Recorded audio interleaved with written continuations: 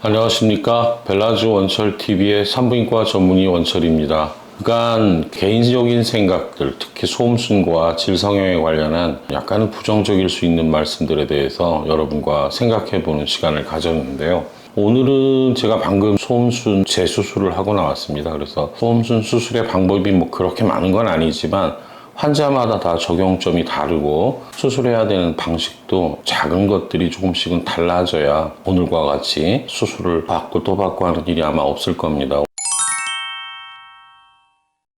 오늘 봤던 환자분이 지금 6, 7년 전 동네 산부인과에서 수술 받았다고 했는데 제가 보니까 너무 양측이 비대칭이고 특히 음액 주위에 뒤처리가 안 돼 있어서 환자분이 스트레스를 많이 받았다 봅니다. 이참에 제가 그래서 수술에 대해서 여러분들이 그렇게 자세한 술식이나 방법까지는 아실 필요가 없고 또 제가 상담하는 중에도 환자분들한테 그렇게까지 자세한 얘기를 드리지는 않아요. 왜냐하면 제가 지금 여기 보여드리는 이러한 책들, 제가 수술에 대해서 의사 선생님들이 보시도록 만든 책들을 보면 그 내용을 몰라서 설명을 안 하는 게 아니라 환자가 원하는 것을 정확히 이루어질 수 있느냐, 그거에 대해서 의사를 신뢰하면 되고 의사는 그런 경험이 많은지 확인하신 다음에 수술하시면 되지 않을까 싶습니다. 물론 수술 후에 예측할 수 있는 결과에 대해서는 충분히 서로 합의가 돼야지, 환자는 이렇게 얘기했는데 의사가 또 다른 식으로 받아들여서 수술했다 그러면 낭패가 되겠죠. 이런 말씀을 드리면서 그래도 기본적으로 수술에 있어서 수술 받는 분이 알아야 되는 점에 대해서 좀 말씀을 드리겠습니다. 첫 번째는 외음부를 이렇게 보면 소음순이 차지하는 것들이 있어요. 근데 소음수는 단독으로 보여지는 모양만 생각해서는 안 되고 주변 구조물과 꼭 같이 생각을 해야 됩니다. 대음순과 특히 밀접한 관계가 있는데 대음순의 돌출 여부 또는 통통함, 탄력과 비교해서 대음순이 너무 납작하면 아주 짧은 소음순도 커 보이고요. 반대로 대음순이 너무 통통하면 큰 소음순도 가려지게 됩니다.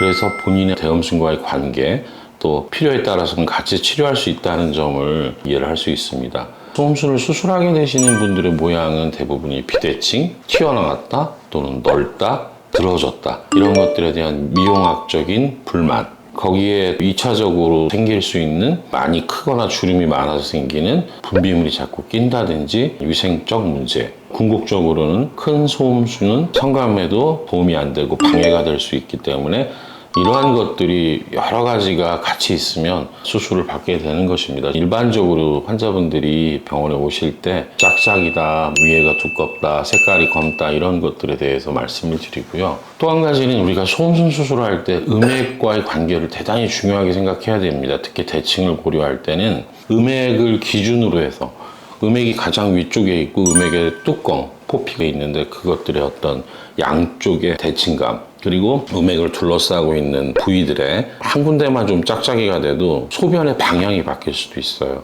소음순 음액을 포피를 많이 당긴다든지 또는 시술이 과하게 됐을 경우에는 소변의 길이 일시적으로 좀 바뀌는 경우도 가끔 환자들이 호소합니다. 대부분 저절로 좋아지기는 하지만 이러한 점들을 고려해야 됩니다. 다양한 소음순에 대해서 다양하게 호소를 하지만 이 다양함이 있는 거지 이게 다 잘못되고 다 비정상이라는 것은 아님을 제가 다시 한번 설명을 드릴게요.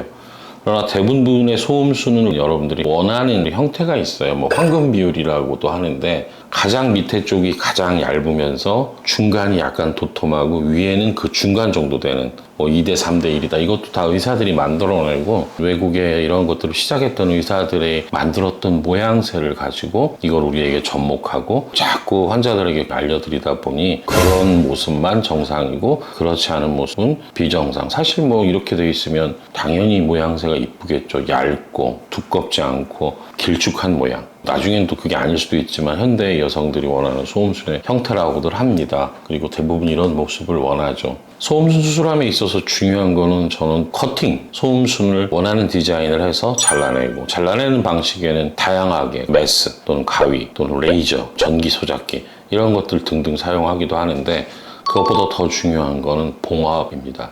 봉합에서 무엇보다 중요한 거는 봉합사가 되겠죠. 의사의 기술은 당연하고 이 봉합사의 선택도 되게 중요한데 소음수는 좀 빨리 낫기도 하지만 그 부위는 굉장히 작고 섬세한 부위이기 때문에 이런 곳에 일반적으로 맹장 수술하거나 제왕절개할 때 쓰는 그런 굵은 실을 쓰거나 오래 지속되는 실, 뽑아야 되는 실을 쓰는 건 맞지가 않습니다. 가늘고 빨리 녹는 실들이 나와 있습니다. 소음순이나 질성형을 전문으로 하는 병원에는 이 정도의 봉합사는 다 준비가 되어 있다고 저는 생각을 하고, 이러한 소음순을 수술함에 있어서 실도 중요하지만 겉에 보여지는 구조물이 아니라 안에 있는 구조물들에 대해서도 수술자가 알고 있어야 됩니다. 물론 환자분들도 수술 후에 부종이나 출혈이 생기는 것이 이런 것 때문이겠구나라고 예측할 수도 있겠죠.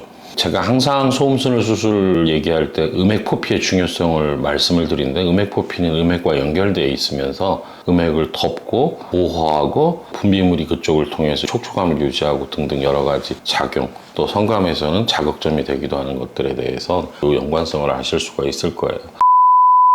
양측에 크다고 생각하는 부분을 단순 절제해내는 수술이 있습니다. 두 번째 방법으로는 많이 처지고 일부분이 이렇게 튀어나온 분들은 쐐기 절제를 합니다. 소음순을 너무 많이 잘라내면 혈관과 신경의 손상을 어쩔 수 없이 초래할 수밖에 없습니다.